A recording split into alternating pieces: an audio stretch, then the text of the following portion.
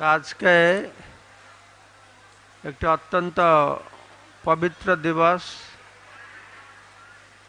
আজকের এই তিথিতে ভগবান শ্রীকৃষ্ণ গোপীদের সঙ্গে রাসলীলা করেছিলেন। তো বৃন্দাবনে বিভিন্ন স্থানে বিভিন্ন সময়ে রাসলীলা হয়েছিল।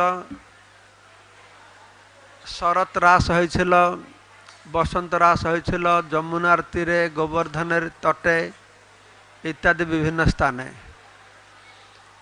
তো ভগবানের যে অনন্ত রূপ রয়েছে, সে অনন্ত রূপের মধ্যে শ্রীকৃষ্ণ স্বরূপ যেটা ভগবানের আদি রূপ।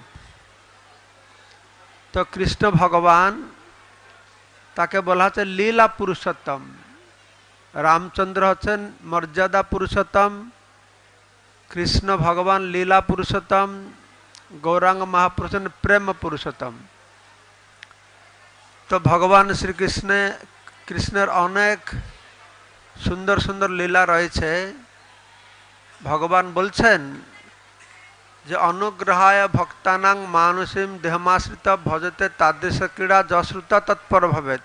এই রাসলীলা অধ্যায়তে বর্ণনা করা হয়েছে। ভগবান বলছেন যে আমি আমার লীলাগুলি এই মানুষের মতন করি, কিন্তু আমার লীলা দিব্য, ভগবান লীলা দিব্য।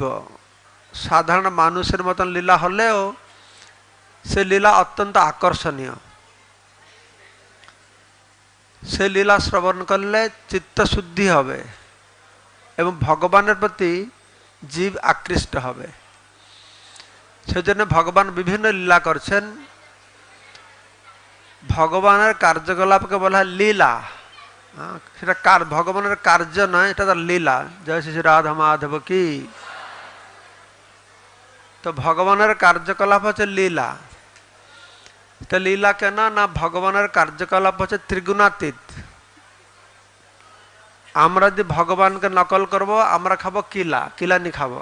ঠিক আছে, গৌর গোবিন্দ গোস্বামী মহারাজ বলতেন ভগবান করলে লীলা, আনা করলে খাবো কিলানি খাবে। তো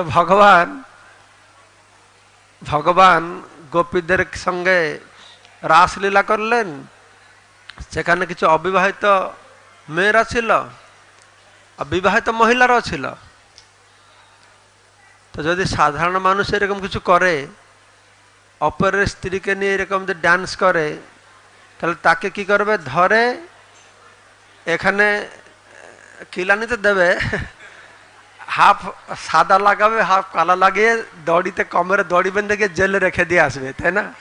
হ্যাঁ, এগুলো চুরি করে, এরকম কাজ করে, তাহলে তাকে জেলে পুড়িয়ে দেবে। কিন্তু সেই লীলা ভগবান করেছেন। আর ভগবানের সেই লীলা করে ভগবানকে জেলে পুরানো তো দূরের কথা, সেই লীলা শ্রবণ করলে আমরা সংসার কারাগার থেকে উদ্ধার পেয়ে যাব।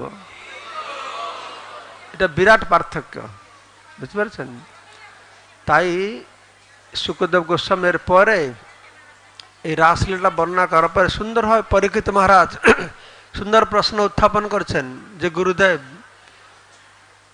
এ কৃষ্ণ ভগবান যিনি ধর্ম স্থাপন করতে এসেছেন, তো তিনি এরকম গর্হিত কাজ কি করে করলেন? তার উত্তর শুকদেব সুন্দর বর্ণনা করেছেন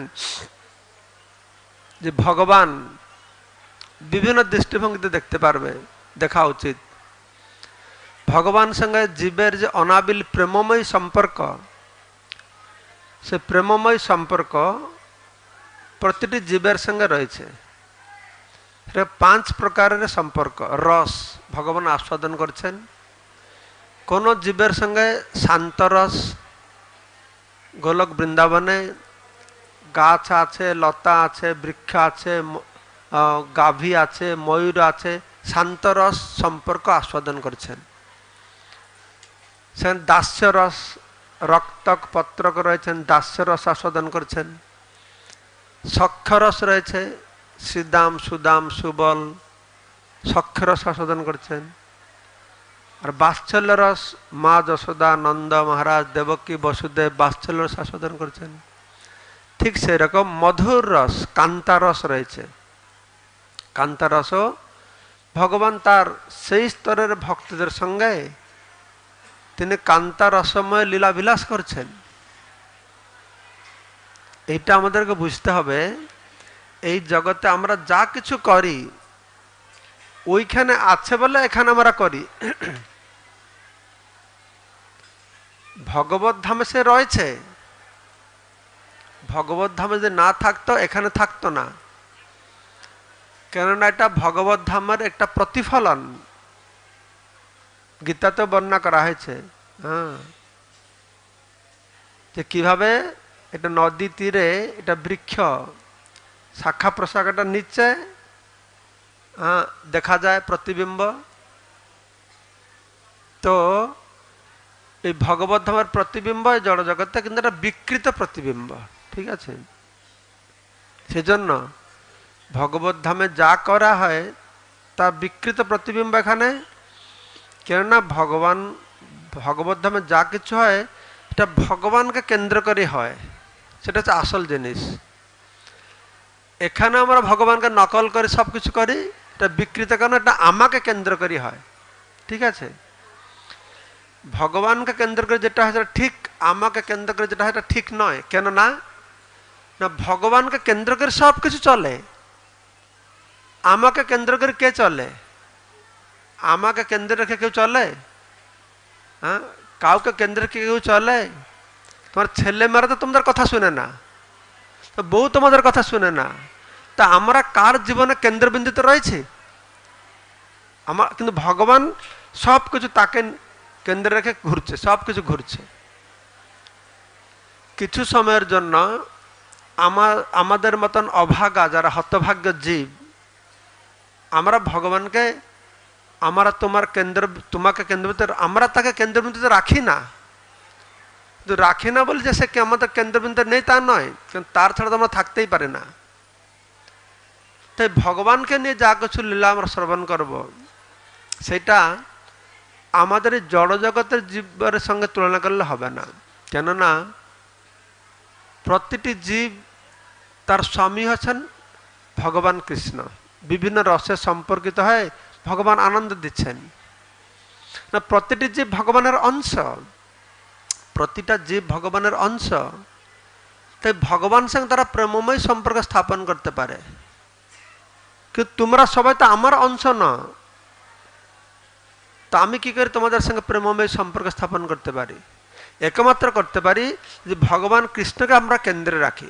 আমি ভগবান কৃষ্ণকে কেন্দ্রে রাখবো, আপনারা ভগবান কৃষ্ণ কেন্দ্রে রাখবো, তাহলে আমাদের সঙ্গে ভালোবাসা যেটা, সেই ভালোবাসার যথার্থ ভালোবাসা হবে, এটা প্রেম হবে। তা নাহলে কাম, এটা হচ্ছে কাম। তো এই রাসলীলা রাস পঞ্চধ্যায় ভগবান কৃষ্ণ যত লীলা করেছেন, জয় জয় জলরস সর্বরস সার, পরকীয়া ভাবে যাহা ব্রজতে প্রচার। এই রাসলীলা ব্রজবাসী ব্রজ গোপীকেদের সঙ্গে এই যে রাসলীলা হলো, শরৎ রাসে 100 কোটি গোপী এসেছিল সেখানে, 100 কোটি গোপী, ঠিক আছে? এখন ভারতের জনসংখ্যা কত জানো? মোদি সবসময় বলে 130 কোটি, সবসময় 130 কোটি আমার পিছনে আছে। যদি সারা ভারতে 130 কোটি লোক থাকে, তাহলে বৃন্দাবনে শুধু 100 কোটি গোপী এসে ডান্স করলো। এটা ভগবান কাছে, কেননা ভগবান এই যে লীলা করছেন, এখানে বলা আছে যোগমায়াম উপাশ্রিতা, তিনি যোগমায়াকে উপাশ্রয় করে, আশ্রয় করে, তার স্বরূপ শক্তির আশ্রয়ে এই লীলা সংগঠন করছেন। আর যোগমায়ার একটা শক্তি আছে, অঘটন ঘটন পট্টিয়াসী, অঘটন ঘটাতে পারবে। 1 কোটি 100 কোটি গোপীকে এই বৃন্দাবনে রাখতে পারে। 84 ক্রোশ ব্রজমণ্ডল, তার মধ্যে ছোট্ট একটা জায়গা। অবশ্য ব্রজমণ্ডল নবদ্বীপ মণ্ডলের কোনো সাইজ নেই, সে তো বিভু, অনন্ত, আমাদের চিন্তার বাহিরে। তো ভগবান কৃষ্ণ এই যে গোপীরা সব এসেছিল, 100 কোটি কোথা থেকে আসলো? তারা পূর্ব জন্মে শ্রুতিচারী ঋষিচারী সমস্ত বেদ বেদান্ত গোপী রূপে তারা আবির্ভূত হয়েছিলেন। আর রামচন্দ্র যখন দণ্ডকারণ্যে গিয়েছিলেন তখন ঋষিরা রামচন্দ্রের সে সুন্দর রূপলাবণ্য দর্শন করে তাকে স্বামী রূপে পেতে চাইছিলেন। তখন রামচন্দ্র বলেছেন, আমি তো যখন কৃষ্ণ রূপে আবির্ভূত হব, আমার গোপাল স্বরূপ সেটা আমার যথার্থ স্বরূপ, সেই স্বরূপে আমার সঙ্গে সবাই এই কান্তারসে সম্পর্কিত হতে পারে। তারা ঋষিচারীরা আসলো, শ্রুতিচারীরা আসলো, স্বর্গের অপ্সরারা তারাও চাইছিল, তারাও আসলো। এটা গর্গ সংহিতায় এই সমস্ত গোপীরা পূর্ব জীবনে কি ছিল বর্ণনা করা হয়েছে। এই রাসলীলায় দুই প্রকারের গোপী অংশগ্রহণ করেছে। এটা যে নিত্যসিদ্ধ পার্ষদ, এই নিত্যসিদ্ধ পার্ষদরা তারা ভগবত ধাম থেকে এসেছে। ললিতা, বিশাখা এরা সব ভগবত ধাম থেকে এসেছে। কারণ ভগবান যখন ভগবত ধাম থেকে আসেন তার পার্ষদদেরকে এই ধামে নিয়ে আসেন। এরা নিত্যসিদ্ধ পার্ষদ। আর যে সাধনা সিদ্ধ, সাধনা সিদ্ধ মানে পূর্ব জন্মে তারা সাধনা করেছে, ওই সিদ্ধি পাওয়ার ফলে তারা এখনই ভগবানের এই রাসলীলায় যোগদান করবে। প্রভুপাদ বলছেন যে যারা আমরা ভগবত ভক্তি করছি, যদি আমাদের কোনোদিন সৌভাগ্যের ফলে আমরা সিদ্ধিপ্রাপ্ত হই, তাহলে আমরা সোজা ভগবত ধামে যাব না। আমরা কোথায় যাব না, কোনো না কোনো ব্রহ্মাণ্ডে এখনো কৃষ্ণলীলা চলছে। কৃষ্ণলীলা তো নিত্য। এই ব্রহ্মাণ্ডে শেষ হচ্ছে তো আরেকটা ব্রহ্মাণ্ডে সবসময় চলছে। যদি কোনো সময় সাধুগুরু কৃষ্ণের কৃপাতে সে সৌভাগ্য হয়, আমরা শুদ্ধ ভক্ত, প্রেমী ভক্ত হতে পারি, তাহলে আমাদেরকে গিয়ে ভগবানের যেই ব্রহ্মাণ্ডে এখন সে লীলা চলছে সেই ব্রহ্মাণ্ডে জন্ম হতে হবে। সেই ব্রহ্মাণ্ডে জন্ম হয় ভগবান সঙ্গে আমাদের যে ভাব, যে শান্ত, দাস্য, সখ্য, বাৎসল্য, মধুর যেই ভাবে আমরা ভগবানকে ভজনা করছি, সে শুদ্ধ ভক্তি স্তরে আসার ফলে ভগবান সঙ্গে আমার যে নিত্য সম্পর্কটা যখন আবার বিকশিত হচ্ছে, আমি বুঝতে পারছি ভগবান সঙ্গে আমার সম্পর্ক বাৎসল্য রসের, সখ্য রসের, দাস্য রসের, কান্তা রসের। তো সেই ভাব নিয়ে আমরা কি করব না, সেই ব্রহ্মাণ্ডে জন্ম লাভ করব, ভগবানের সঙ্গে লীলা বিলাস করে, তারপরে সেই জন্মের পর সব ভগবত ধামে যাবে। তো এইভাবে তার নিত্য সিদ্ধ গোপীরা এসেছেন ভগবত ধাম থেকে, আর সাধন সিদ্ধ গোপীরা এসেছেন। দণ্ডকারণ্য মুনি ঋষিরা এসেছেন, স্বর্গের অপ্সরারা এসেছেন, তারপরে আরো অনেক লিস্ট গর্গ সংহিতায় দেওয়া হয়েছে। যেরকম নরনারায়ণ ঋষি তপস্যা করছিলেন, তো ইন্দ্র কি করেছে, তপস্যা ভঙ্গ করবার জন্য অপ্সরাকে পাঠিয়ে দিয়েছে, কিছু অপ্সরা। কারণ যখন কেউ তপস্যা করে না, ইন্দ্র খুব ভয়ভীত হয়ে যে আমার পজিশনটা নিয়ে যাবে নাকি তপস্যা করে, ও কি করবে, তাকে পতন করাবার জন্য কিছু পাঠিয়ে দেবে। হ্যাঁ, তুমি গিয়ে নেচে পতন করে দাও। কিন্তু ইন্দ্র বুঝে না, নরনারায়ণ তো সাধারণ মানুষ নয়, তো ভগবান। তখন বদরিকা আশ্রমে নরনারায়ণ তপস্যা করছেন, তো অপ্সরা আসে, নাচ গান করছে, তাদের নুপুর ধ্বনি শুনছে, দেখাচ্ছে অঙ্গভঙ্গি করে। তো ভগবান চোখ খুলেছেন। তো ভগবান তো সর্বজ্ঞ, বুঝতে পেরেছেন ইন্দ্র আমাকে পতন করতে পাঠিয়েছে, তার ভগবানের কি পতন হয় নাকি? তো ভগবান তখন হাসছেন, ও তুমি সুন্দরী সুন্দরী নারী পাঠিয়েছ। ভগবান কি করেছেন, তার জঙ্ঘটা একটা কাঠি নিয়ে জঙ্ঘটা কেটে দিয়েছেন। তো কেটেছেন, সে জঙ্ঘ থেকে অত সুন্দরী সুন্দরী সে অপ্সরা সৃষ্টি হয়েছে। সেই মানে ভগবানের জঙ্ঘ থেকে যে সুন্দরী অপ্সরাগুলো সৃষ্টি হয়েছে, তাদের সৌন্দর্য ইন্দ্রের যে অপ্সরা থেকে পাঠিয়েছিল তুলনা করলে এই ইন্দ্রের পাঠানো অপ্সরাগুলো দেখতে ব্যঙ্গের মতন লাগে, মানে তারা কত সুন্দরী ছিল। তখন নরনারায়ণ এসে হেসে বলছে, হো ইন্দ্র তোমাদেরকে পাঠিয়েছে আমার সামনে নাচতে। তখন তাদের ভিতরে যে ভালো সুন্দরী ছিল উর্বশী, বলছেন এটা নিয়ে যাও, একে নিয়ে যাও, ইন্দ্রকে গিফট দেবে, উপহার। আমি তাকে উপহার দিলাম, আমরা উপহারটা নিয়ে যাও। সে তো উপহার নিয়ে চলে গেল, কিন্তু যারা থেকে গেল তারা বললো, আমরা তো আপনি তো আমাদের সৃষ্টি করেন, দেখুন আপনাকে আমরা স্বামী রূপে পাই। নরনারায়ণ বলছে, আমি তো সন্ন্যাসী, আমাকে স্বামী রূপে তুমি পাবে কি করি, আমি তো সন্ন্যাসী হয়ে গেছি। তো ঠিক আছে, তোমাদের বাসনা পূর্ণ হবে, আর যখন কৃষ্ণ স্বরূপে আসবে তখন তোমরা আসবে। কথা হচ্ছে পূর্ব পূর্ব সময় মানে যাদের যাদের বাসনা ছিল সবাইকে ভগবান পার্কিং লটে রেডি করে রেখেছিল। আর যখন কৃষ্ণ জন্মে এসেছেন তারা সব উদ্গ্রীব সবাই জুটে গেছে, বুঝতে পেরেছে? এই হচ্ছে কথা। তো তারা সব এসে গেছে, 7 কোটি গোপী এসে গেছে। হ্যাঁ, তো এই রাসলীলা হচ্ছে সর্ব উৎকৃষ্ট লীলা। তো এখানে বদরায়ণী উপাচ, বদরায়ণী মানে বদরায়ণ হচ্ছেন শিল ব্যাসদেব। বদ্রী বনে, বদরিকা বনে তিনি জন্মলাভ করেছিলেন, সেই জন্য তার নাম হচ্ছে বদরায়ণ, তার পুত্র হচ্ছে বদরায়ণী। শুকদেব গোস্বামী বলছেন ভগবান আপি তারাত্রে শরৎ উৎফুল্ল মল্লিকা বিক্ষরন্তু মনশ্চক্রে যোগ মায়াম উপাশ্রিত। এই রাসলীলার কথা প্রভুপাদ আমাদেরকে বহুবার সতর্ক করে দিয়েছেন যে আমরা সহজিয়ার মতন ভাগবতের প্রথম থেকে অধ্যয়ন না করে, না শুনে, না জানে এই রাস পঞ্চোধ্যায়ের উপরে লাফ দেওয়াটা ঠিক নয়। প্রথমে রাস অধ্যায় বর্ণনার পূর্বে সুখদেব গোস্বামী অত্র স্বর্গ বিসর্গ স্থানং পোষণম উতয় মন্বন্তর ঈশানু কথা নিরোধ মুক্তি আশ্রয়, শেষ কথা হচ্ছে আশ্রয় বর্ণনা করেছেন। এই সব কিছু পড়ে কৃষ্ণই ভগবান এটা ভালোভাবে জানতে হবে।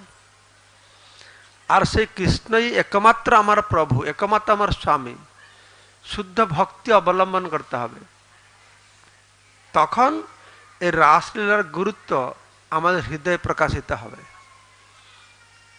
তা না হলে সেসবকে বাদ দিয়ে সহজা কথাকাররা কি করে, মনোরঞ্জন কার্যক্রম করে, ভগবান কৃষ্ণের গোপীদের সঙ্গে লীলা বিলাস কথা বর্ণনা করে। এই সাধারণ এটা ভৌতিক মনোবৃত্তি নিয়ে মনোরঞ্জন কার্যক্রম করে, কিন্তু তাতে কি হবে না, আমাদের ভক্তি তো বিনাশ হবে শুধু নয়, আমাদের জীবনটা নষ্ট হয়ে যাবে। এসব তত্ত্ব না জেনে যে ভগবান রাসলীলার পিছনে কি কারণ রয়েছে, কি যুক্তি রয়েছে, কি করে ভগবান করতে পারেন, যেটা সারা জগতের জন্য এটা আত্মগর্হিত কাজ, সেটা ভগবান করে কি দৃষ্টান্ত স্থাপন করেছেন, এই সবগুলো তত্ত্ব আগে জানতে হবে। তত্ত্বটা শুধু জানতে হবে না, বলছেন ভক্তিতে জানতে হবে, ভক্তির মাধ্যমে জানতে হবে, জ্ঞানের মাধ্যমে জানলে হবে না।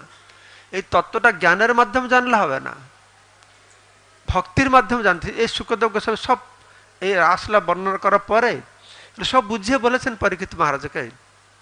পরীক্ষিত মহারাজ এই প্রশ্ন জিজ্ঞাসা করেছেন, ধর্ম প্রতিষ্ঠা করতে এসে এই অধর্ম কাজ কি করে জঘন্য কাজ করলেন। শুকদেব গোস্বামী জানেন প্রতিটা মানুষের মনের মধ্যে এই প্রশ্ন আসবে। আসলে পরীক্ষিত মহারাজের মনের এই প্রশ্ন নাই, তিনি ঠিক বুঝতে পেরেছেন।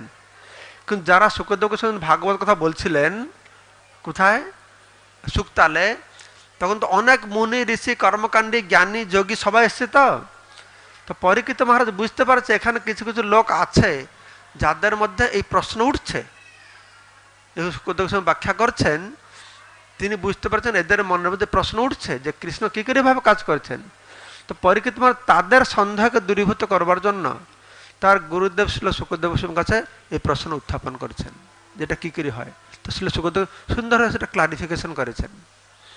তো এখানে বলা হচ্ছে সেটা ক্লিয়ার, তার প্রথম শ্লোক প্রথম শব্দের মাধ্যমে শুকদেব গোস্বামী ক্লিয়ার করেছেন, ভগবান অপি তারাত্রি সর উৎফুল্ল মল্লিকা বৃক্ষ।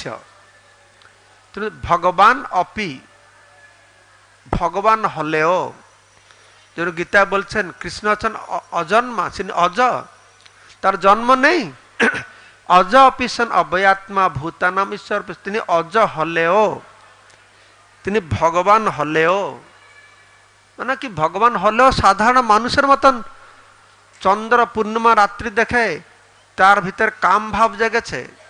তা কিরকম কাম ভাব জেগেছে না, ভগবান আপনি তার রাত্রি, সেই রাত্রিতে শরৎ উৎফুল্ল মল্লিকা, সেই শরৎ ঋতুতে পূর্ণিমা দিন মল্লিকা ফুল প্রস্ফুটিত হয়েছে, বৃক্ষ তাকে দর্শন করে রন্তুম, তার বাসনা প্রেম উপভোগের বাসনা জেগেছে, মনশ্চক্রে, তার মনে প্রেম উপভোগের বাসনা জাগেছে, তখন তিনি কি করেছেন না যোগমায়াম উপাশ্রিত। এটা প্রথমে বুঝতে হবে। আমাদের মনে হয় প্রেম জাগে, ভগবানের মধ্যে প্রেম জাগে, কিন্তু ভগবানের মধ্যে প্রেম জাগে সেটা যোগমায়াম উপাশ্রিত, যোগমায়া শক্তির প্রভাবে।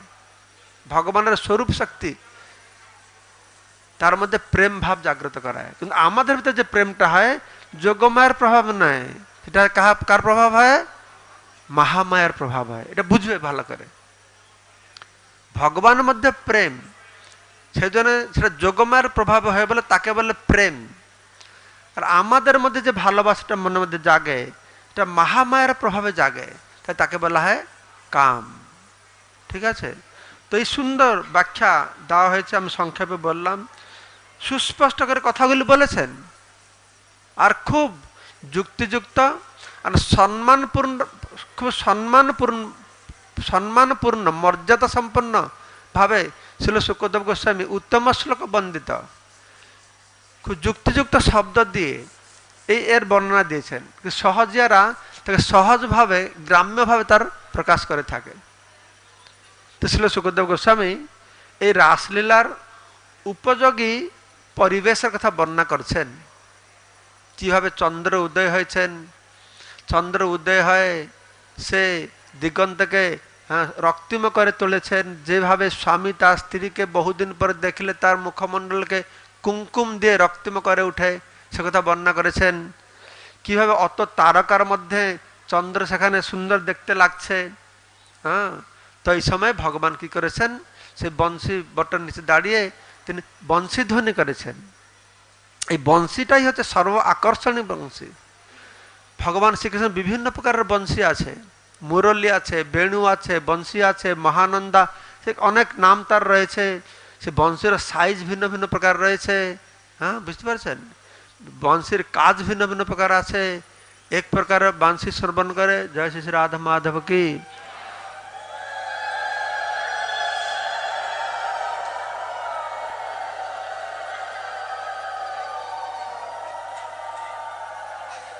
একবার এক প্রকার বংশী শ্রবণ করলে বাজালে শুধু গাভীরাই শুনতে পারবে, গাভীরা আসবে। ভগবান কৃষ্ণ এরকম বাঁশি বাজাতেন। তো মা যশোদা যখন যেদিন প্রথম দিন গাভী চড়াতে যাবে, মা যশোদা চিন্তা করছে, আরে তুমি তো ছোট ছেলে, অত গাভীদের কি সামাল দেবে? কৃষ্ণ বলতে তোমার কোনো চিন্তা নাই। তখন কৃষ্ণ বাঁশির বাজিয়েছেন, যে প্রতিটা সে বাঁশি বাজাচ্ছে, কিন্তু বাঁশিটা শব্দ হচ্ছে গাভীর নাম ধরে ধরে। সব গাভী তার কাছে চলে আসে, শুধু গাভী শুনতে পারে, কেউ শুনতে পারবে না। তার বাঁশি আছে, শুধু মাই শুনতে পারবে। কৃষ্ণ গোচারণে গিয়েছেন, তিনি মার মনটা খুব উদ্বিগ্ন হচ্ছে, কৃষ্ণ কবে আসে কবে আসবে। সেখানে বাঁশি বাজাবে, মা শুনতে পারবে, মা আমি এসে যাচ্ছি, কোনো চিন্তা করো না, আর কেউ শুনতে পারবে না। তো এরকম বিভিন্ন বাঁশি আছে। মুরলী, বেণু, বাঁশি বাজাবে, শুধু ব্রজগোপিকারে শুনতে পেরেছে। কোন ব্রজগোপিকারা? সব ব্রজগোপিকা নয়, যারা ভগবানের সঙ্গে কান্তা রসে সম্পর্কিত, বাৎসল্য রসের ব্রজগোপিকার নেয়। সে বিবাহিত হতে পারে, অবিবাহিত হতে পারে, কিন্তু কান্তার তাদের পুত্র সন্তানও হয়ে গেছিল, কিন্তু তাদের মনের ভিতর ভগবান প্রতি তাদের সাধন সিদ্ধ নিত্য সিদ্ধতে তো তারা আসেছে কি না, সে নিঃসম্য গীতম, সে বেণু গীত শ্রবণ করেছেন। নিঃসম্য শ্রবণ করে সেই গান হচ্ছে অনঙ্গবর্ধনম। মানে অনঙ্গ মানে কাম দেবতাকে অনঙ্গ বলা হয়, তার কোনো অঙ্গ নাই, অভিশাপ প্রাপ্ত হয়েছিল, অঙ্গ নাই, তো অনঙ্গ বলে। তো সেই অনঙ্গ কামবর্ধন বজস্ত্রীগণ কি করেছেন, কৃষ্ণ গৃহীতা। সে বজস্ত্রীগণ কৃষ্ণের প্রতি খুব আসক্ত ছিলেন। আসক্ত মানে এইরকম আসক্ত, তারা কৃষ্ণ ছাড়া আর কিছু জানতো না। কৃষ্ণকে নিয়ে ভালো হলে ভালো, কৃষ্ণকে নিয়ে খারাপ হলেও ভালো। এইরকম না যে স্বামীকে আমি বিবাহ করছি, স্বামী শুধু আমার সেবা করবে, আমার ভালো করবে, স্বামী ভালো না করলে তালাক তালাক তালাক, এইটা নয়। ব্রজগোপিকাদের সুখটা তাদের সুখ ছিল না, ব্রজগোপিকাদের সুখ ছিল কৃষ্ণের সুখ। নারদ মুনিকে ভগবান কৃষ্ণ পাঠিয়েছেন, আমার যে শুদ্ধ ভক্ত তার চরণ ধুলে নিয়ে এসো। ব্রহ্মা দিল না, শিব দিল না, ব্রজগোপিকারা দিল চরণ ধুলি। কৃষ্ণের মাথা ব্যথা আছে, জ্বর হচ্ছে। নারদ মুনি বলছে, আরে তোমার অত মূর্খ, কৃষ্ণের মাথায় তোমাদের চরণ ধুলি দিলে তোমার কি অবস্থা হবে? জানো তোমরা সে পরম ব্রহ্ম কি হবে, তোমার নরকে যাবে, তখন আনন্দে নাচছে, হা কি সৌভাগ্য আমার নরকে যাব, হা হা কি, তোমরা নাচবে এরকম, নাচবে? ভগবানের সেবা করে নরকে যাবে বলা হবে তো ছেড়ে পালাবে, ইস্কন ছেড়ে পালাবে সবাই, আরে বাপরে বাপ এই জন্য ইস্কন আসলাম নাকি। এমনি ভগবান বলছে যদ অহম অনুগ্রহামি হরিষে তদ্ধনম শনৈ ততধনম তেজন্ত স্বজনম দুঃখ দুঃখানাং, আমাকে যে ভজনা করবে আমার আশীর্বাদ পেলে তার সব ধন সম্পদ হারাবে, তাই কেউ ভগবান কাছে যায় না, সবাই কালীর কাছে যায়, শিবের কাছে যায়, গণেশের কাছে যায়, দুর্গার কাছে, তাই না? নেই? আমাদের আপনাদের বেঙ্গলে কয়টা বড় বিষ্ণু মন্দির আছে? আছে? একটাও নেই। কেন না? ভগবান গেলে সব নিয়ে নেবে, তার কাছে কেউ যেতে চায় না। কিন্তু ব্রজ গোপীদের সেরকম ভাব ছিল না, হ্যাঁ, তাদের ভাবটি ছিল সম্পূর্ণ আলাদা। তো তারা কি করছে, শুনে শুনে সে বংশীধ্বনি শুনে ছুটছে, কেউ কাউকে বলছে না, সবাই মনে করছে আমি একা যাচ্ছি, কৃষ্ণ আমাকেই ডাকছে, হ্যাঁ, তারা ছুটছে, হ্যাঁ, তার কাউকে জানাচ্ছে না। আর তখন তারা যখন ছুটছে, ছুটছে কি হচ্ছে, ভগবান কৃষ্ণ বাঁশির অত আকর্ষণ ছিল, মানে ব্রজগোপিকার যে যে কাজ করছিল, রাত্রে কেউ গো দুগ্ধ দহন করছে, সে আধা দহন করতে ছেড়ে ছুটছে, কেউ চুলার উপরে দুগ্ধ বসে জ্বালানি দিচ্ছে, সেখান থেকে ছুটছে, কেউ পিঠা বানাচ্ছে, চপাটি বানাচ্ছে, পিঠা পড়ে যাচ্ছে, তাকে উঠে ছুটছে, কেউ কেউ গোপী পোশাক কাপড় পরছিল, সে কাপড়ে হাফ ব্লাউজ পরেছে, সে হাফ ব্লাউজ ধরে দৌড়াচ্ছে, যে যে অবস্থায় ছিল। সে কৃষ্ণ যে ডাকছে এই শুনে কেউ বেনি বেনি পেড়ে পিছনে পড়ে না, সে বেনি পড়ে সামনে ঝুলিয়ে রেখেছে, আর কজল চোখে লাগাতে সারা মুখে কজল লাগিয়ে বসেছে। সে কৃষ্ণের কাছে যখন পৌঁছেছে, সে গোপীদের দেখতে যে অবস্থা, চিন্তা করে দেখুন কিরকম রূপে গোপীরা গিয়ে পৌঁছেছে, কিরকম কৃষ্ণ ভাবনা তাদের, হ্যাঁ, কৃষ্ণ ভাবে তার কিভাবে মজ্জিত হয়েছিল। কেউ তার পতির সেবা করছে, পাদ সম্মান করছে, তারা ছুটে চলছে, হ্যাঁ, কেউ কেউ অঙ্গ মার্জনা করছিল, অঙ্গরাগ করছিল, যে যার ছিল মুহূর্তের মধ্যে, একটা মুহূর্তের মধ্যে সে বাঁশি ধ্বনির অর্থ ছিল সমস্ত পতি পিতা ভ্রাতা, হ্যাঁ, আমরা গোপী গীতে পড়ছে না, এই সব কিছুকে পরিত্যাগ করে তারা চলে গেছে, দৌড়ে চলে গেছে। কিন্তু কিছু পাতলা রোগা গোপী ছিল, আরে স্বামী জোরে ধরে, যাক কোথায় যাচ্ছ তুমি, তুমি যেতে পারবে না, হাত ধরে রেখে দিয়েছে। তারা যেতে পারবে না, তারা কি কিছু ভগবানকে ধ্যান করছে, আমরা যেতে পারবো না, ওই ধ্যানের মধ্যে তারা ভগবান সঙ্গে মিলিত হয়ে গেছে, হ্যাঁ, ভগবান কাছে তারা গেলে তারা গিয়ে পৌঁছে গেছে, ভগবান সঙ্গে তারা গিয়ে পৌঁছে গেছে। তো এরকম সব যখন গিয়ে ভগবান কাছে কৃষ্ণ দর্শন করবার জন্য, তার সঙ্গ লাভ করবার জন্য সেখানে গিয়ে পৌঁছে গেছে, তাদের জাগতিক বাসনা কামনা সব কিছু থেকে মুক্ত হয়ে গেছে। তখন গভীর রাত্র ছিল, সেদিন ছিল পূর্ণিমা রাত্র। বৃন্দাবনে কিছু কিছু জায়গা ছিল পূর্ণিমা রাত্রে জ্যোৎস্না সেখানে ছিল, সেটা ছিল যমুনার তীরে ছিল। তো সবাই সেখানে গিয়ে পৌঁছে গিয়েছেন। তো পৌঁছে গিয়ে ভগবান কৃষ্ণের কাছে পৌঁছে গেছেন। তো ভগবান কৃষ্ণ দেখছেন, ও তোমরা এখানে এসেছ ব্রজ গোপিকারা, আরে তোমরা এখানে এসছো, এখানে অত বাঘ ভাল্লুক আছে, তোমার ভয় লাগছে না? যাও যাও যাও, তোমার ঘরে ফিরে যাও। তখন বলছে, আরে তোমাদের পতিরা, তোমাদের শ্বশুরেরা খুঁজছে, তোমার ঘরে চলে যাও। তাদেরকে ধর্ম শিক্ষা দিচ্ছে, এটা ধর্ম না, এটা অধর্ম কাজ, পতি সেবা করাটা ধর্ম। তুমি ধর্ম করতে চাও তাহলে সংসারে থাকো, যদি ধর্মকে ছাড়তে চাও তাহলে আমার কাছে আসো। সেটা ভগবান কৃষ্ণ কি বলল, সর্বধর্মান, হ্যাঁ, ধর্মকে পরিত্যাগ কর। সে সাহস আছে তো? কিন্তু ধর্ম পরিত্যাগ করলে পাপ হয়ে যাবে, পাপ হয়ে যাবে, নরকে যাব, হ্যাঁ, তার জন্য রেডি হয়ে থাকো, তার জন্য রেডি হয়ে থাকো, আমি নরকে যাব, কিন্তু ধর্মকে ত্যাগ করে শুধু কৃষ্ণই আমার সব কিছু, সেই স্তরে যেতে পারি আমরা? সেই স্তরে আছে কি? সেই স্তরে তো নাই। নকল ভাবে করলে কি হবে? নকল ভাবে করলে সহজে হবে।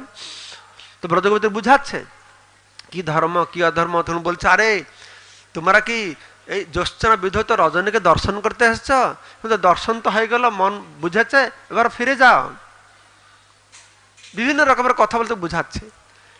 আর সব গোপীরা মুখটা নিচু করে দাঁড়িয়ে আছে, আর পার আঙ্গুলি দিয়ে মাটিতে রেখা কাটছে, যে কি বলে, আরে আমরা সব কিছু ছেড়ে তোমার জন্য আসলাম, কুল ধর্ম, দেশ ধর্ম, জাতি ধর্ম সব কিছু তার কান্না করে বুঝাচ্ছে যে তোমার জন্য আমরা সব কিছু ছেড়েছি।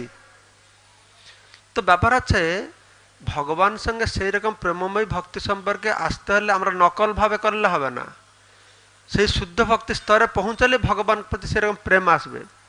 তেমন ভগবান কৃষ্ণ তাদের প্রতি কৃপা পরবশ হয় সমস্ত গোপীদের সঙ্গে প্রেম রস বিনিময় করছেন। তো প্রতিটি গোপীর সঙ্গে প্রেম রস বিনিময় করছেন। তো প্রেম রস বিনিময় যখন করছেন প্রতিটি গোপী মনে করছে ও কৃষ্ণ আমাকে কত ভালোবাসে, শুধু আমার কাছে কৃষ্ণ আছে, কিন্তু কৃষ্ণ সবার কাছে আছে, সবার কাছে আমার, তাদের অহংকার হয়ে গেছে, ও আমার কাছে শুধু কৃষ্ণ আছে। তখন হঠাৎ দেখছে কৃষ্ণ অন্তর্হিত হয়ে গেছে, কৃষ্ণ নেই। আর তখন কান্না শুরু করে দিয়েছে, কোথায় গেল আমাদের অহংকার হয়ে গেল করে একদম সুন্দর বর্ণনা দিয়েছে, হে কৃষ্ণ তুমি কোথায় গেল করে সমস্ত গোপীরা সারা রাত সেই জঙ্গলে ঘুরে বেড়াচ্ছে, কৃষ্ণের অন্বেষণ করতে করতে ঘুরে বেড়াচ্ছে। কৃষ্ণ এক জায়গায় শুধু নারায়ণ রূপে দর্শন দিয়েছেন। আরেকটা গ্রন্থে লেখা হয়েছে যখন গোপীরা কৃষ্ণের অনুসন্ধান করছেন তো নারায়ণ উপর থেকে দেখছে, নারায়ণ চিন্তা করে বলছেন আরে কৃষ্ণটা তার হৃদয়টা কত কঠোর, তার ভক্ত তাকে অত হৃদয় দিয়ে অনুসন্ধান করছে, একটু তার মনটা কত পাথর নাকি। নারায়ণ ভাবছে যে কেন কি দর্শন দিচ্ছে না, একটু আশ্বাসন। তো নারায়ণ মনে করছে এনি আমি তো কৃষ্ণ, আমি কৃষ্ণ, দুজন তো একই, দুই স্বরূপ, কৃষ্ণ স্বরূপ এটা নারায়ণে, কিন্তু আমি তো একই। তো আমি একটু ওদেরকে দর্শন দেই, তাহলে ওরা একটু সন্তুষ্ট হয়ে যাবে, শান্ত হয়ে যাবে। তো নারায়ণ এসে দর্শন দিয়েছেন। তখন গোপীরা নারায়ণকে দেখে সবাই ছুটছে, ও নারায়ণ দণ্ডবোধ দণ্ডবোধ। আচ্ছা আমাদের কৃষ্ণ কোথায় আছেন বলতে পারবেন? ওর দিকে মন নাই, নারায়ণ দেখে মন, কৃষ্ণ কোথায় আছে, কৃষ্ণকে লাগবে আমাদের। তাই এরকম সব পাগলের মধ্যে খুঁজছে, খুঁজতে খুঁজতে তারা কৃষ্ণকে স্মরণ করতে করতে কৃষ্ণের বিভিন্ন অভিনয় করছে। তার সুন্দর বর্ণনা দেওয়া হয়েছে। কৃষ্ণের মতন কেউ কথা বলছে, কেউ কৃষ্ণ বলরামের রাস্তায় হেঁটে যাচ্ছে, তারপরে কেউ কৃষ্ণ যাচ্ছে, তৃণাবৃত অসুরকে কৃষ্ণ বধ করলো, শকটাসুরকে একটা গোপীকে লাথি মার দিয়েছে, তুমি শকটাসুর মরে যাও তুমি, কৃষ্ণ বিভিন্ন লীলা বিলাস করছে। এইটা এটা এক সময় করলো, আর পরেও করলো এরকম করে। একজন গোপী কি করছে, গিরি গোবর্ধন ধারণ করছে, এটা শাড়ি উড়াচ্ছে যে আমি গিরি গোবর্ধন ধারণ করছি। তো আরেকজন গোপী আটা গোপীর কাঁধে উঠে চড়ে গেছে, চড়ে গিয়ে আটা গোপীর মাথায় পা রেখে বলছে আমি কালীয় দমন। কৃষ্ণ এর বিভিন্ন কৃষ্ণ স্মৃতি, মানে কৃষ্ণ কেউ বলছে আমি কৃষ্ণ, সব কৃষ্ণ কৃষ্ণ একদম কৃষ্ণ ভাবে তন্ময় হয়ে গেছে, যে নিজেকে কৃষ্ণ বলে মনে করছে। এইটা হচ্ছে এই যে মায়াবাদীরা বললে না আমরা ভগবানের সঙ্গে এক হয়ে যাব, ভক্তদের ভগবানের সঙ্গে এক হয়ে যাবে, এটা কৃষ্ণ তন্ময়তা, ভগবানের সঙ্গে একাত্মতা প্রাপ্ত হয়ে যাবে। কৃষ্ণের সঙ্গে যে অভিন্ন তারা বুঝতে পারছে না। তো এরকম খুঁজতে খুঁজতে খুঁজছে, এদিকে তো কৃষ্ণ একটা খুঁজতে খুঁজতে এক জায়গায় কৃষ্ণের চরণ চিহ্ন দেখতে পেরেছে। কৃষ্ণের চরণ চিহ্ন তো দেখতে পারছে, কৃষ্ণের চরণে কি কি চিহ্ন আছে সবাই জানে, কিন্তু তারপরে দেখতে কৃষ্ণের চরণ চিহ্নের কাছে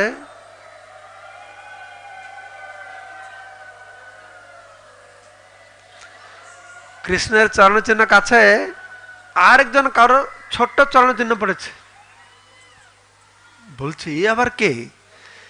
আমাদের 7 কোটি সবাইকে ছেড়ে দিয়ে কৃষ্ণ একে নিয়ে চলে গেছে, এই অত প্রিয় কৃষ্ণের, সবার মাথা খারাপ।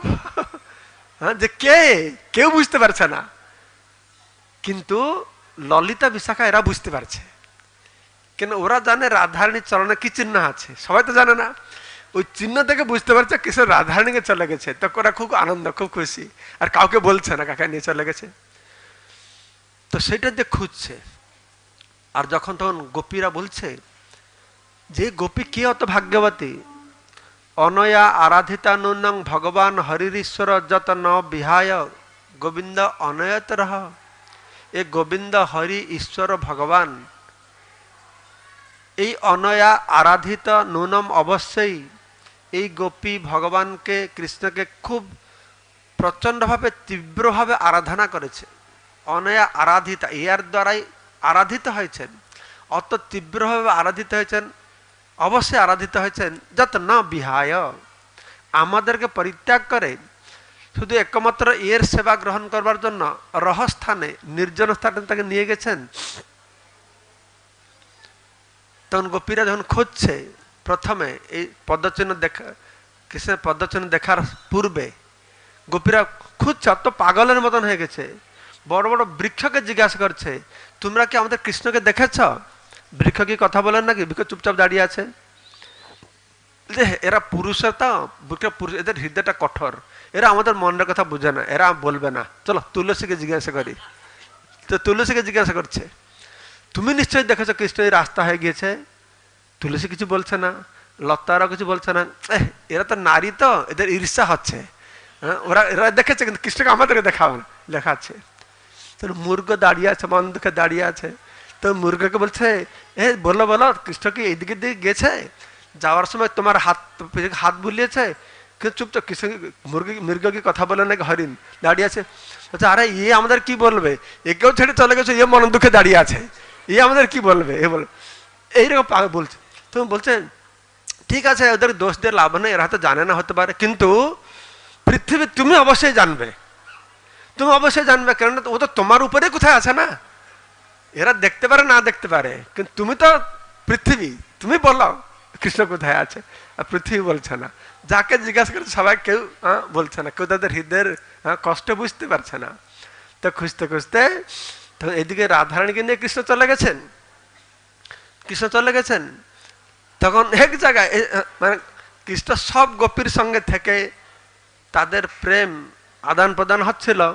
তার অহংকার, গর্ব এসে গেল বলে, গোপী গীতে কালকে আমরা শ্রবণ করলাম না, তাদের হাসি দিয়ে তার নিজজনের গর্বকে তিনি নাশ করে থাকেন। স্মিত হাসির দ্বারা তার নিজজনের গর্বকে ধ্বংস করেন, ধ্বংস না।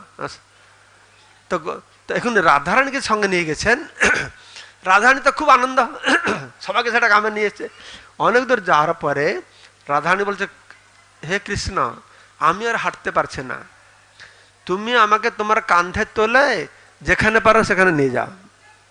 এটা কোনো অযৌক্তিক কথা নয়, এটা প্রেমিকা তার প্রেমিককে বলতে পারে, এটা কোনো অযৌক্তিক কথা নয়। কৃষ্ণ দেখছেন, মনে করছেন যে এর মনে ওটা গর্ব হয়ে গেছে আমাকে পেয়ে। ঠিক তখন কৃষ্ণ বলছে, হ্যাঁ কেন নয়, অবশ্যই। কৃষ্ণ নেমে গেছেন, হ্যাঁ আমার উপরে উঠো। তো রাধারানী উঠবার আগেই কৃষ্ণ অন্তর্ধান হয়ে গেছে। হায় হায় কি হবাগিনী, আমি তো রাধারানী আমার অনুশোচনা, আমি কি ভুল করলাম, কেন এরকম বললাম, এটা বলা আমার ভুল হয়ে গেল। হায় হায় করে খুবই কান্না করছে। আর এইদিকে সমস্ত গোপীরা খুঁজে খুঁজে খুঁজে কৃষ্ণ খুঁজে এই রাধারানীর কাছে পৌঁছে গেছে। তো রাধারানী সব বুঝিয়ে বলেছে এইসব হলো। তো সবাই কি করবে? তো রাধারানীকে নিয়ে যেতে যেতে কৃষ্ণকে খুঁজতে খুঁজতে খুঁজতে খুঁজতে ব্রজে সেই জঙ্গলে একটা এরকম জায়গায় পৌঁছেছে। আর কৃষ্ণের চরণচিহ্ন দেখে দেখে যাচ্ছে, তো আর চরণচিহ্ন দেখতে পাচ্ছে না, কেন সে জঙ্গলটা অত ঘন অরণ্য, চন্দ্রের কিরণও সেখানে পড়ছে না। তো চরণচিহ্ন দেখবে কি করে? তখন সব আশা ভরসা ছেড়ে দিয়ে বলছে, না আরও কেউ খুঁজে পাওয়া যাবে না। সবাই গিয়েছে, চলে গেল কোথায়? যমুনার তীরে। যমুনার তীরে গিয়ে যে গোপী গীত আমরা গত 5 দিন পাঠ করলাম, সে গোপী গীত গাইতে শুরু করলো, স্মরণ করলো। সেখানে ভগবানকে অনুকরণ করে সে বাল্য লীলা থেকে একজন পুত্তনা হলো, একজন কৃষ্ণ হয়ে তার স্তনপান করে তাকে মেরে ফেলবে লীলা করলো, একজন শকটা শুরু হলো, তৃণাবৃতা শুরু হলো, সব অসুর বধ করে সব লীলা যে যে লীলা করেছেন অনুকরণ করে শুধু ভগবান কৃষ্ণের এইরকম কি করলেন না, সব সময় তারা চিন্তা করলেন। তো তখন ভগবান কৃষ্ণ, এই শ্লোকটা কোথায় গেল রে, তখন ভগবান কৃষ্ণ কি করেছেন না, ব্রজগোপিকাদের এই অবস্থা দেখে ভগবান কৃষ্ণ আর সহ্য করতে পারেনি। তিনি কি করছেন না, স্বয়ং সেখানে এসে প্রকট হয়ে গেছেন। সেখানে এসে তার চতুর্ভুজ রূপকে পরিত্যাগ করে দ্বিভুজ মুরলীধারী, সেই শ্লোকটা আমি খুঁজছি, খুব সুন্দর শ্লোক, এটা ভাগবতে বর্ণনা করে এসছে। সেই শ্লোকটা কোন একটা অধ্যায় আছে, যাই হোক, রাসনৃত্যে আছে না, গোপী গীতের পরে এটা। গোপী গীত কত অধ্যায়? 31। তাহলে 32তে, হ্যাঁ এটা এটা শোনো, সুন্দর শ্লোক। তাসাম আবির্ভূত সৌরি স্ময়মান মুখাম্বুজ পীত অম্বরধর শ্রীগ্বি সাক্ষাৎ মন্মথ। সুন্দর শ্লোক সুখদেব গোস্বামী বর্ণনা করে বলছেন, তাসাং আবির্ভূত সৌরি, সেই কৃষ্ণ ভগবান তাসাম তাদের সম্মুখে আবির্ভূত হলেন। কিরকম না স্ময়মান মুখাম্বুজম, তার মুখকমলটা স্মিত হাস্য সম্পন্ন মুখকমল দর্শন করাতে করাতে তিনি আবির্ভূত হয়েছেন। পীত অম্বরধর, পীত বস্ত্র পরিধান করেছেন। শ্রীগ্বি, বনমালা পরিধান করেছেন।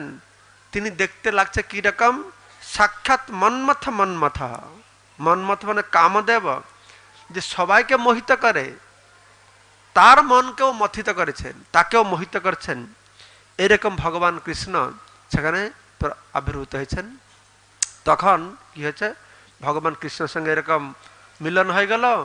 তারপর তাদের সঙ্গে আলাপ আলোচনা হলো। গোপীরা জিজ্ঞাসা করলো, হ্যাঁ ভগবান কৃষ্ণকে জিজ্ঞাসা করলো, 3টে প্রশ্ন করলো। বলবো 3টে প্রশ্ন কি বলছে, বলি। কিছু মানুষ তারা কাউকে ভালোবাসে যে তাকে ভালোবাসে, তাই না? কিছু, আমাকে তুমি ভালোবাসো, আমি তোমাকে ভালোবাসি, তাই না? তো গোপীরা বলছেন আর কিছু মানুষ আছে, সে তাকে যে ভালো না বাসে তাকেও সে ভালোবাসে। আর কিছু মানুষ আছে সে কাউকে ভালোবাসে না। তো দয়া করে এই ব্যাপারটা টিকে বুঝিয়ে বলো তো আমাকে। গোপীরা বলছে, তারা বলতে যে আমরা তোমাকে অত ভালোবাসি, তুমি কেন আমাদের ভালোবাসছো না? তো কৃষ্ণ বুঝিয়ে বলছে, আমাকে ভালোবাসলে আমি তোমাকে ভালোবাসবো। তো এটা ঠিক কথা। কৃষ্ণ অন্য শব্দ ব্যবহার করছেন, যে তিনি বলছেন যে তথাকথিত সুহৃদগণ যারা নিজেদের লাভের আশায় কাউকে ভালোবাসে, আমি কিছু পাবো, সেই ভালোবাসাটা ভালোবাসা না। আমি না পেলেও ভালোবাসি, সেটি আসল ভালোবাসা। পেলে ভালোবাসবো, এই জগতের যে ভালোবাসাটা সব পেলে ভালোবাসবো না, তোমার কিছু পাবো সেই জন্য বললে কি, হ্যাঁ চাচা না ভাই, তোমার ভালোবাসা মুসলমানের মুরগি পোষা, এই হচ্ছে ভালোবাসা। হ্যাঁ, তো পেলে ভালো, না পেলে কিছু না, এটা ভালোবাসা নয়। কিছু না পেয়েও যে ভালোবাসে, সেই ভালোবাসার আসল ভালোবাসা। তাই তোমাদের থেকে আমি দূরে চলে যাচ্ছি কেন না, তোমাদের আমার প্রতি তোমাদের আকর্ষণটাকে আরো দৃঢ় করব, সেই জন্য আমি চলে যাই। ভগবানের সঙ্গে ভক্তের যে প্রেমময় সম্পর্ক 2 প্রকারের আছে, মিলন বিরহ, সম্ভোগ আর বিপ্রলম্ব। মিলনে আমাদের প্রেমাস্পদ ব্যক্তির সেবা করে আমরা আনন্দ পাচ্ছি, কিন্তু বিরহে তার নিয়ে বহু চিন্তা করছি। প্রভুপাদ বলছেন, স্ত্রী স্বামীকে পেয়ে তার সেবা করে, সাক্ষাৎ সেবা করে আনন্দ পাচ্ছে। স্বামী যখন দূরে দেশে চলে যায়, স্ত্রী সবসময় স্বামীর কথা চিন্তা করে, তার সঙ্গে তার সম্পর্ককে আরো ঘনিষ্ঠ করে। তো সেই কথা রামচন্দ্র এসেছিলেন মধ্যদ্রুম দ্বীপে, সীতা দেবীর সঙ্গে আলাপ আলোচনা হচ্ছিল, যে বলছিলেন আমি এখানে নবদ্বীপে আসবো, আমি সন্ন্যাসী নিয়ে নেব, আমার স্ত্রী কান্না করবে, মা কান্না করবে। তো সীতা মাতা জিজ্ঞাসা করলেন যে তুমি যদি সন্ন্যাসী নিয়ে নেবে, জানো এখন থেকে জানো, তো তুমি বিবাহ করবে কেন, তোমার স্ত্রীকে কান্দাবে কেন, আর তুমি সন্ন্যাসী নেবে? তখন রামচন্দ্র বলেছেন, দেখো ভক্তের প্রতি অত্যন্ত কৃপা করে আমি ভক্তকে ছেড়ে চলে যাই। কেন না, ভক্ত আমাকে ভালোবেসে খুব আনন্দ পায়, ঠিক আছে? কিন্তু যখন আমি ভক্তের কাছ থেকে দূরে চলে যাই, তার এই বিরহের পর যে পুনর্মিলনটা হয়, সেই মিলনের আনন্দটা বিরহের আনন্দের থেকে আরো শতগুণ বেশি। তো ভক্তকে সেই আনন্দ দেওয়ার জন্য আমি ইচ্ছা করে চলে যাই, কারণ ভক্ত তো কোনোদিন ইচ্ছা করে যাবে না। ভক্ত তো সবসময় চাইবে আমি কৃষ্ণের ভগবানের সঙ্গে থাকবো, কিন্তু আমার সঙ্গে যদি থাকবে তাহলে সেই যে শতগুণ বেশি আনন্দটা থেকে বঞ্চিত হবে। তো আমি ভক্তের কাছ থেকে চলে যাই। তো এই হচ্ছে প্রেমরাজ্যের কথা।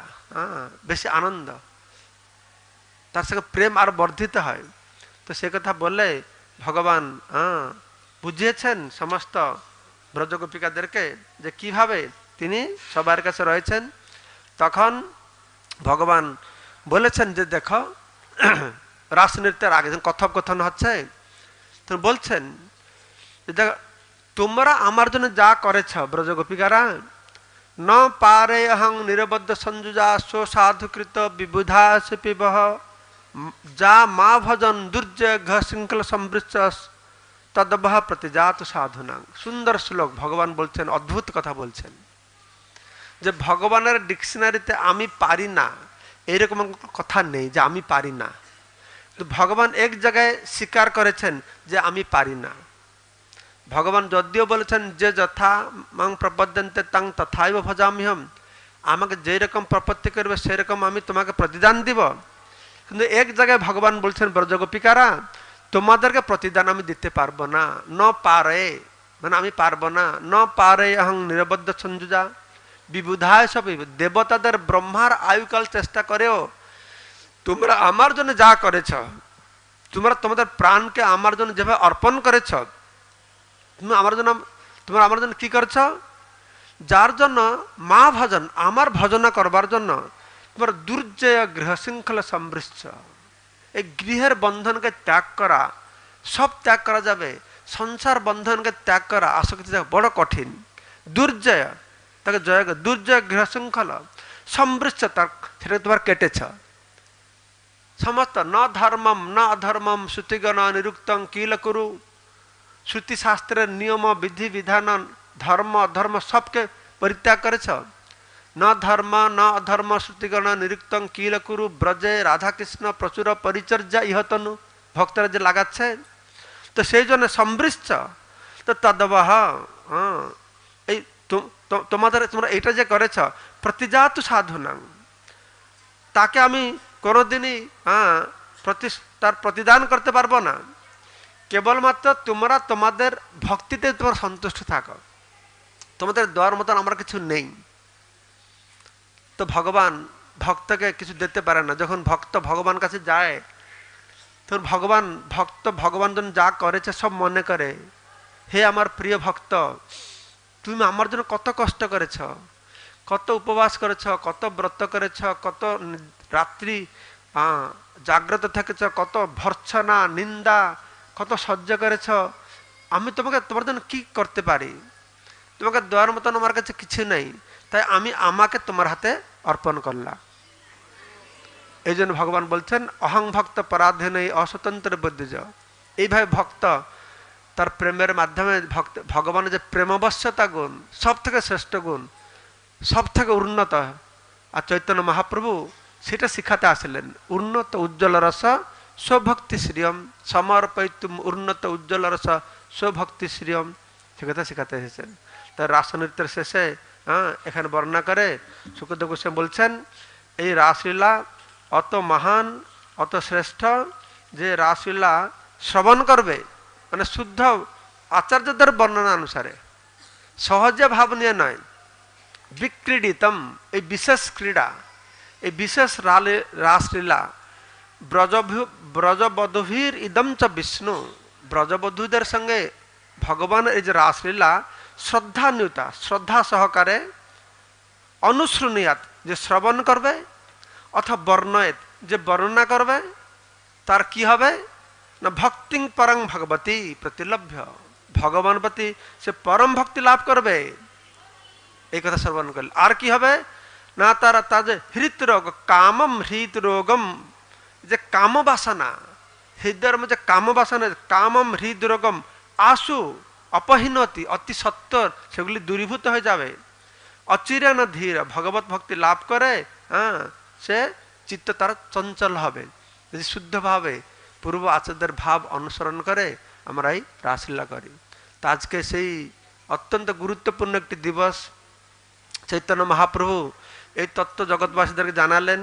আজকে শিল প্রভুপাদের কৃপায় এই ভাগবত গ্রন্থ সারা পৃথিবীর মানুষ শ্রবণ করে, এই লীলা শ্রবণ করে চিত্ত শুদ্ধি করে ভগবান প্রতি আকৃষ্ট হয়ে তার কাছে কি করছেন সম্পূর্ণরূপে আত্মসমর্পণ করে তার সেই প্রেমময় সেবায় তারা নিযুক্ত হচ্ছে। জয় শিল প্রভুপাদ কি।